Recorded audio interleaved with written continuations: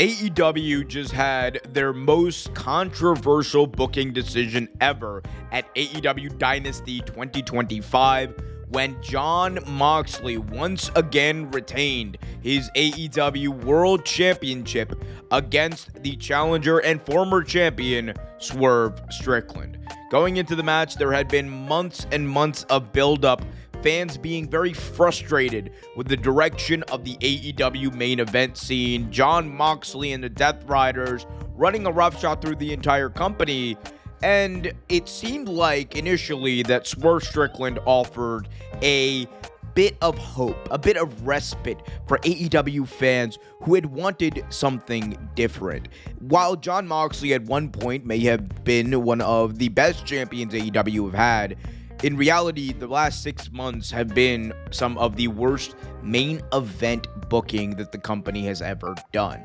And it is in large part due to fans being just jaded with the direction of this Death Rider story. But when Swerve Strickland initially came in, it was met with hope. It was met with an opportunity for the company to change course. This is not the first time that people have been asking for AEW and Tony Khan specifically to change course from this story. This has been something that has been brewing for months, even going back to the decision not to put Will Hobbs over Moxley on Dynamite in Cincinnati.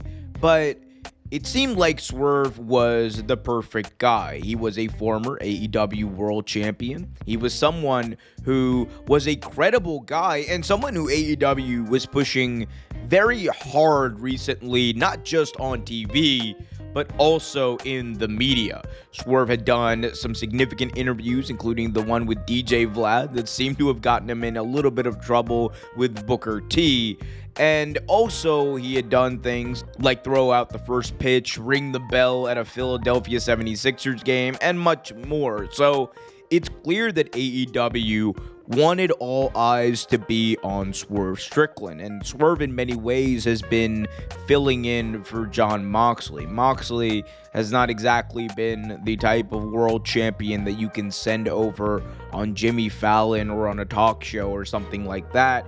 In fact, he doesn't even show the belt. We have not seen the AEW World Championship ever since Wrestle Dream of last year, and it just felt like in this moment, at this pay-per-view, Jon Moxley needed to be beat, and the savior of the moment could have and probably should have been Swerve Strickland. And after a great match between the two, a very different style than things that we have seen from either competitor before, a more grounded, brawling, brooding style of wrestling, it seemed like we were on the right track.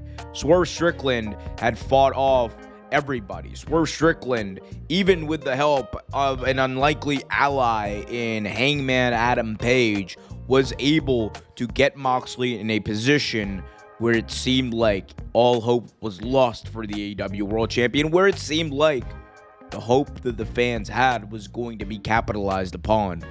However, the lights went out, and as they came back on, Matthew and Nicholas Jackson, a team that has not been seen in AEW for the past couple of months, made their return, hit Swerve with the BTE trigger, and we then saw Jon Moxley take advantage of this, pinning the former AEW World Champion 1, 2, 3 to retain his world title.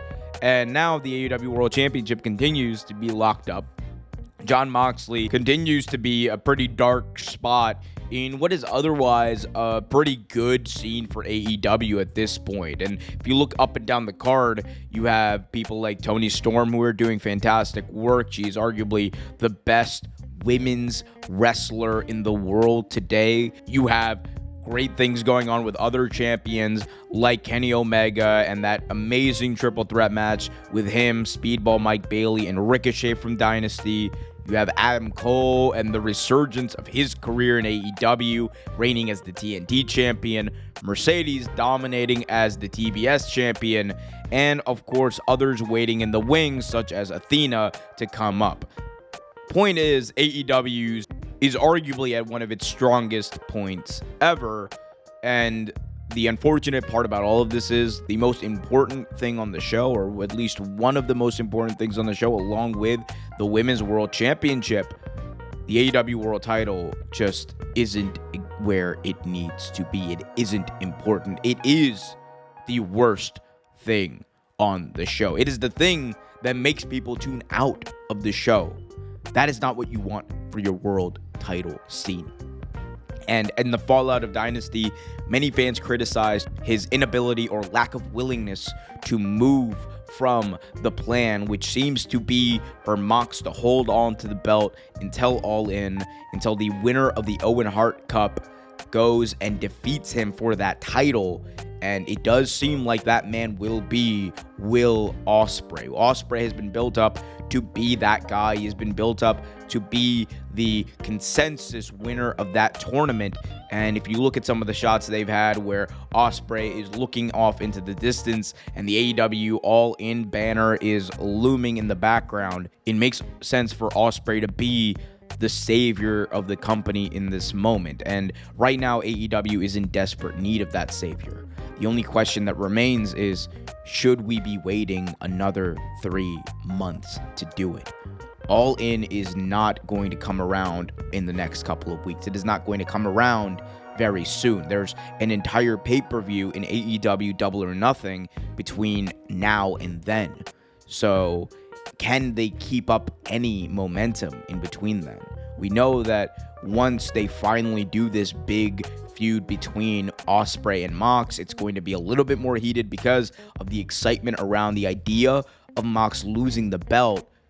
But the big question is, what do you do in between now and then? How do you counteract the fact that the fans just do not want to see this? How do you counteract the fact that fans are actively tuning out of this? How do you counteract the fact that right now AEW's weakest point is its world championship scene?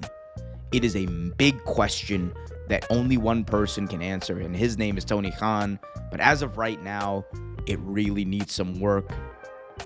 Will they get it to a point where it needs to be? Will it be the world title scene that we all deserve it to be? I don't know, but hey, I guess we'll see.